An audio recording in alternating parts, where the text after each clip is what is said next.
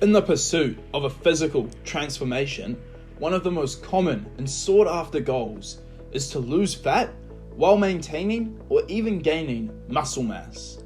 This objective is crucial not only for aesthetic purposes, but also for overall health, metabolic function, and athletic performance.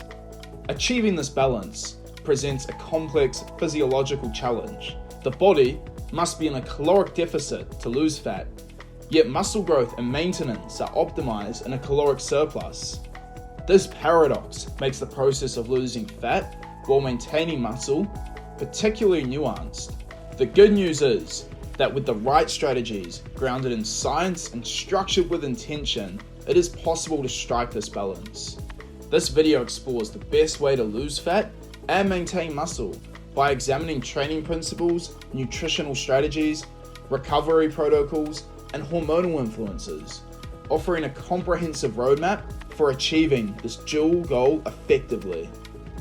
To understand how to optimize fat loss without sacrificing muscle, we must first explore how these two processes work independently.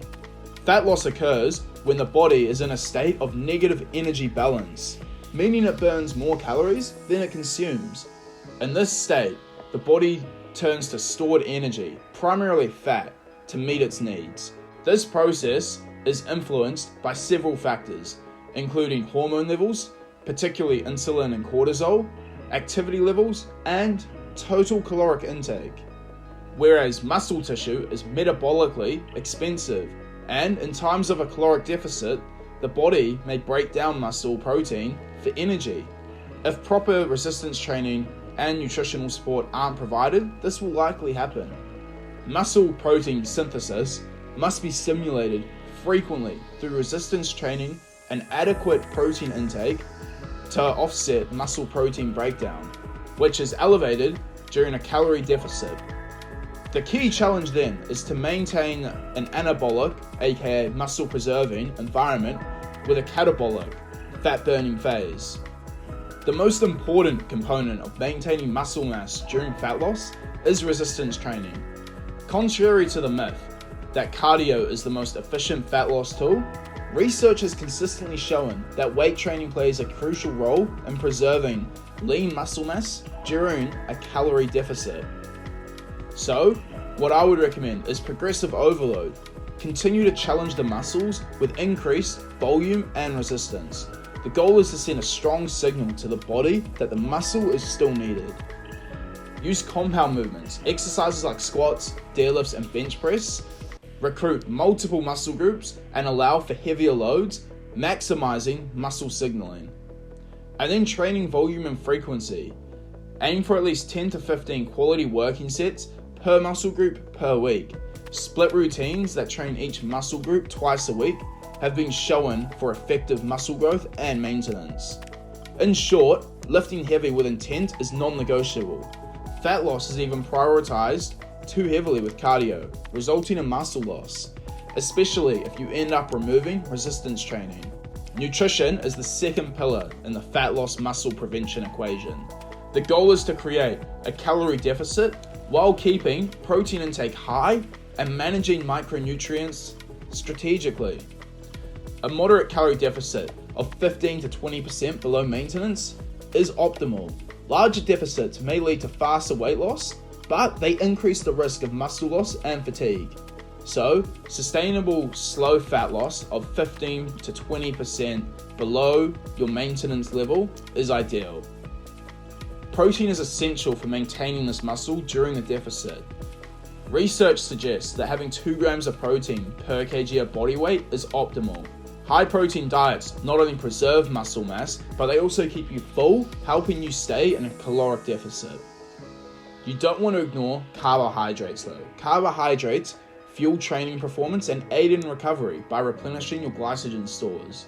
They also help maintain high levels of different hormones which are tied to metabolism and hunger. Fats are also essential for hormone production, especially testosterone.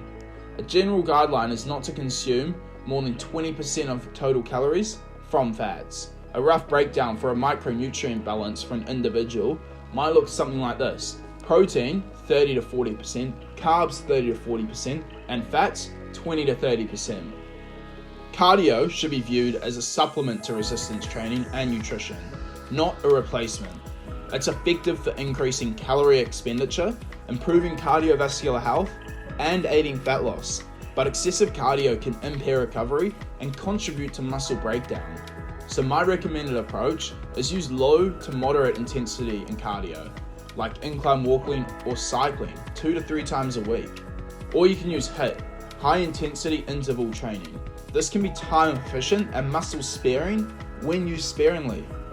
At the end of the day, cardio should be programmed with intent, not overused, as it is not the default fat loss strategy anymore. And then recovery is the hidden variable. Recovery often gets overlooked during fat loss phases, but it's a critical piece of the puzzle. So some key recovery strategies are aim for 7 to 9 hours of sleep per night. The growth hormones and other anabolic processes occur during your sleep.